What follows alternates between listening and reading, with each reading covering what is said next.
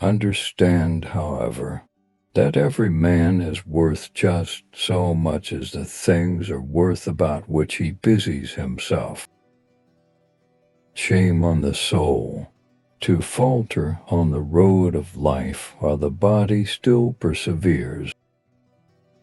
If it be a thing external that causes you grief, know that it is not that which causes it, but your own opinion concerning the thing of this. You may rid yourself when you will. It never ceases to amaze me.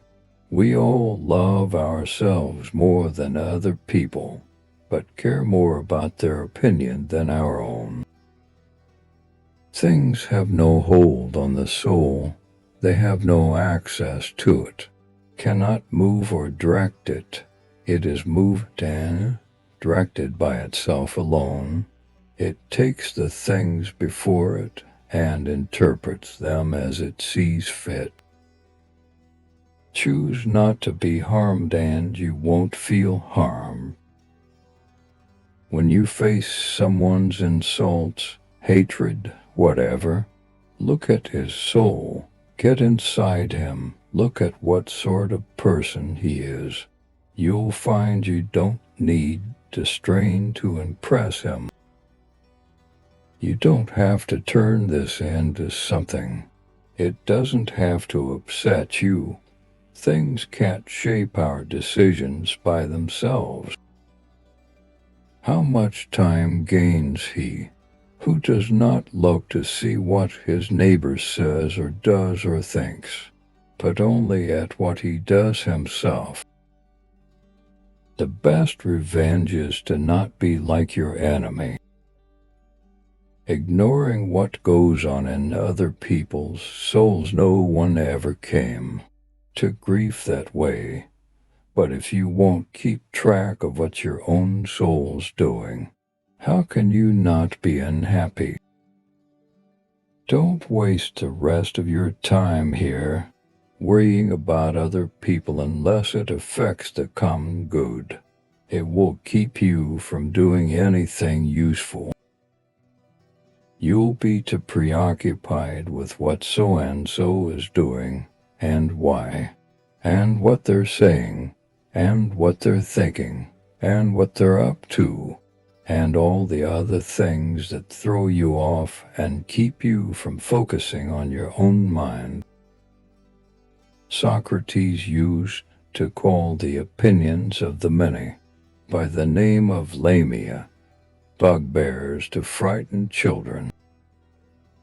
If an action or utterance is appropriate, then it's appropriate for you. Don't be put off by other people's comments and criticism. If it's right to say or do it, then it's the right thing for you to do or say. Your ability to control your thoughts, treat it with respect. It's all that protects your mind from false perceptions, false to your nature, and that of all rational beings. Short-lived are both the praiser and the praised, and remember and the remembered, and all this in a nook of this part of the world, and not even here do all agree. No, not any one with himself, and the whole earth too is a point. If it's not right, don't do it. If it's not true, don't say it. The soul becomes dyed with the color of its thoughts. Do external things distract you? Then make time for yourself to learn something worthwhile. Stop letting yourself be pulled in all directions, but make sure you guard against the other kind of confusion. People who labor all their lives, but have no purpose to direct every thought and impulse toward, are wasting their time, even when hard at work. Some people, when they do someone a favor, are always looking for a chance to call it in, and some aren't, but they're still aware of it, still regard it as a debt, but others don't even do that. They're like a vine that produces grapes without looking for anything in return. Leave other people's mistakes where they lie. No carelessness in your actions, no confusion in your words, no imprecision in your thoughts.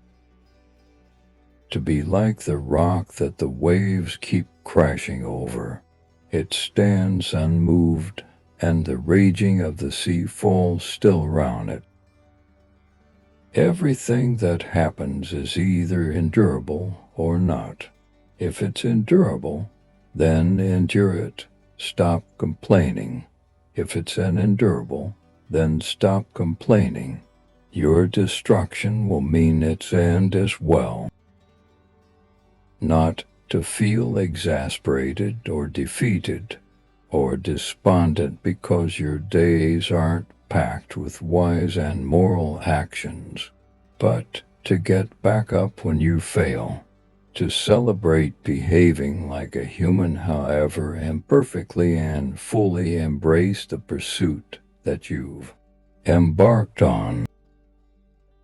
When jarred, unavoidably, by circumstances, revert at once to yourself and don't lose the rhythm more than you can help. Don't be ashamed to need help like a soldier storming a wall. You have a mission to accomplish, and if you've been wounded and you need a comrade to pull you up, so what? A cucumber is bitter. Throw it away. There are briars in the road. Turn aside from them. This is enough. Do not add. And why were such things made in the world? Many lumps of incense on the same altar. One crumbles now, one later, but it makes no difference. To do harm is to do yourself harm. To do an injustice is to do yourself an injustice. And you can also commit injustice by doing nothing. Stop talking about what the good man is like and just be one. Have I done something for the common good? Then I share in the benefits. It doesn't matter how good a life you've led. There'll still be people standing around the bed who will welcome the sad event. Someone despises me. That's their problem. Mine. Not to do or say anything despicable. Our inward power, when it obeys nature, reacts to events by accommodating itself to what it faces, to what is possible. It needs no specific material. It pursues its own aims as circumstances allow. It turns obstacles into fuel. As a fire overwhelms what would have quenched a lamp, what's thrown on top of the conflagration is absorbed, consumed by it, and makes it burn still higher. Do not act as if you were going to live 10,000 years. Men seek retreats for themselves, houses in the country, seashores, and mountains. You too will desire such things very much. But this is altogether a mark of the most common sort of men. For it is in your power, whenever you shall choose, to retire into yourself, for nowhere, either with more quiet or more freedom from trouble, does a man retire than into his own soul.